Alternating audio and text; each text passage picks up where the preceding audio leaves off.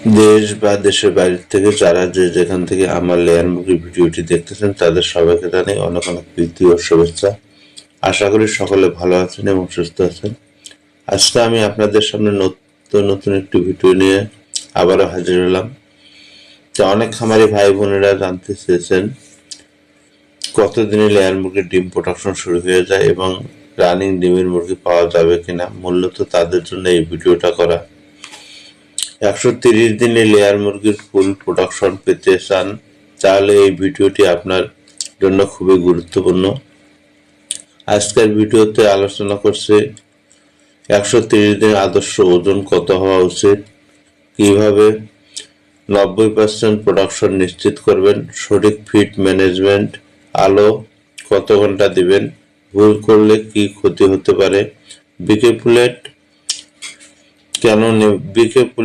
কেন নেবেন, সঠিকভাবে ম্যানেজমেন্ট করলে 130 দিনের মধ্যে ফুল প্রোডাকশন সম্ভব।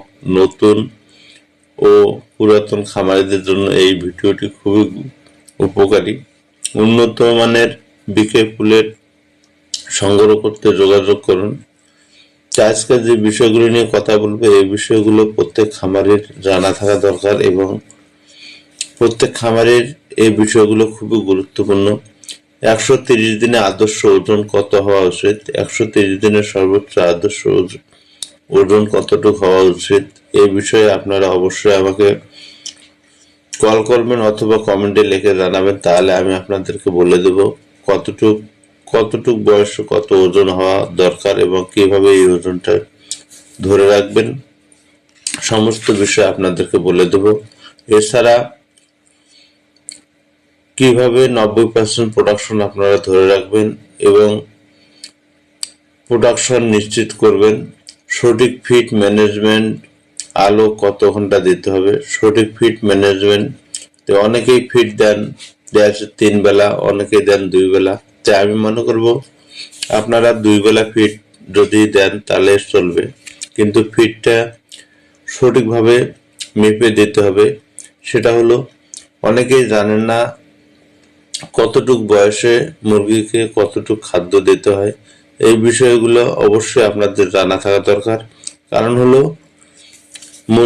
লেয়ার মুরগিকে খাদ্য যদি বেশি দেন তারপরেও ক্ষতি হবে, আবার যদি খাদ্য কম দেন তাও ক্ষতি হবে। তাই লেয়ার মুরগিতে যেহেতু মাপের খাদ্য সেহেতু সঠিক মাপের খাদ্য দিবেন এবং খাদ্যটা সমানভাবে দেবেন যাতে সব মুরগি সঠিকভাবে খেতে পারে। আলো কত ঘন্টা দিতে হবে, তা আলোর বিষয়ে এর আগে আমি একটা ভিডিও দিয়েছি, পারলে অবশ্যই আপনারা ওই ভিডিওটা দেখে নেবেন। অথবা দেখা যাচ্ছে যে যদি আলোর কত ঘন্টা দিতে হবে এবং কিভাবে দিতে হবে যদি আপনারা বুঝতে না পারেন অবশ্যই আমার কমেন্টে লিখে জানাবেন অথবা আমাকে কল করলে আমার থেকে বিস্তারিত আপনারা জানতে পারবেন।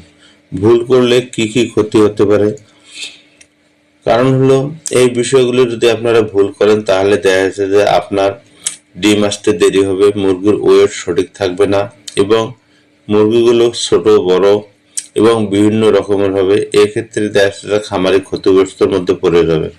তাই আমি বলবো আপনারা অবশ্যই সঠিক নিয়ম এবং সঠিক গাইডলাইন মেনে যদি আপনারা পুলেট সংগ্রহ করতে পারেন তাহলে আপনার খামারের ডিম প্রোডাকশন ভালো থাকবে এবং আপনার খামার ভালো থাকবে।